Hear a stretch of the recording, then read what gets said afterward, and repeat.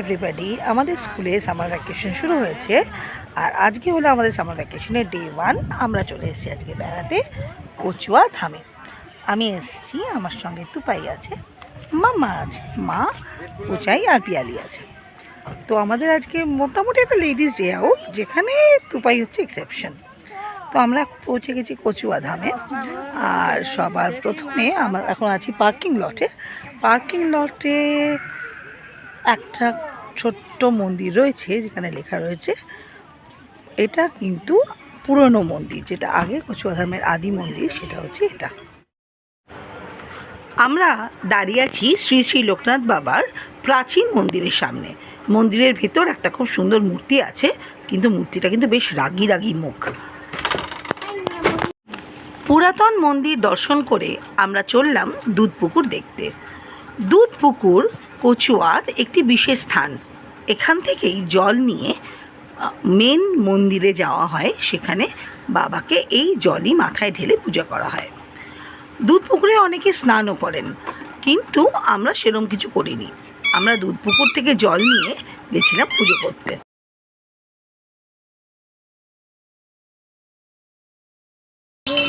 আমাদের এই যে যেখান থেকে মালা নিলাম, সেই দিদির কাছ থেকেই এই প্লাস্টিকের ঘটগুলো দিল। দুধপুকুর থেকে জল ভরে নিয়ে এখন আমরা যাব মন্দিরের পথে। ডালা অর্থাৎ পূজা সামগ্রী নিয়ে আমরা চললাম মেন মন্দিরের উদ্দেশ্যে। কচুয়া ধামে দুটি মন্দির আছে। একটা মন্দিরের প্রবেশপথ এইটা, যেখানে আমরা নিজে হাতে ঠাকুরের পুজো করতে পারি। আর আরেকটি মন্দির আছে, সেখানে পুষ্পাঞ্জলি আরতি এবং অন্যান্য পুরোহিত মশাইয়ের দ্বারা পুজো হয়। ঢুকছি আমরা প্রথম মন্দিরে, এরপর পুজো শুরু হবে। আমরা যখন পুজো দিতে গেলাম তখন শুধু আমরাই ছিলাম, আমাদের ফ্যামিলিটাই শুধু সেখানে ছিল। খুব নিশ্চিন্ত রূপে অনেকক্ষণ ধরে আমরা পুজো করলাম।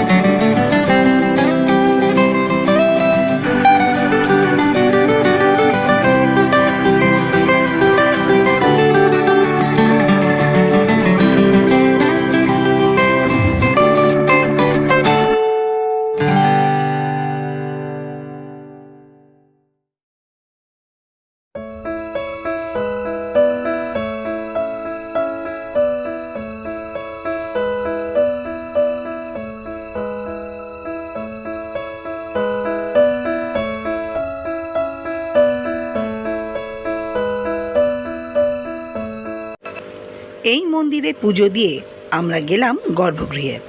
সেখানে ঠাকুরের মঙ্গল আরতি দেখে অঞ্জলি দিয়ে আমাদের পুজো সমাপন হলো।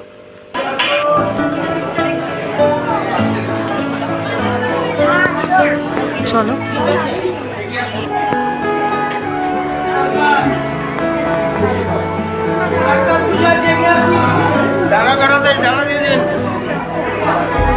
চলো বাবা, এখন আমরা এখন ছবিটা বাইরের থেকে তুলো।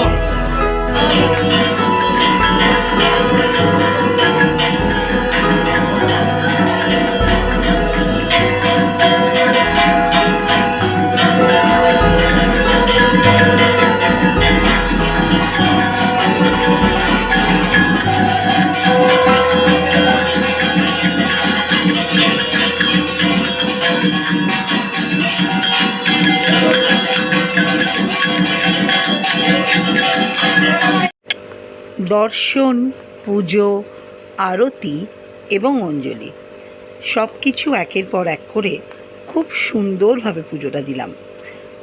আর তারপর আমাদের আজকে কচুয়া ধাম ঘোরার পালা শেষ।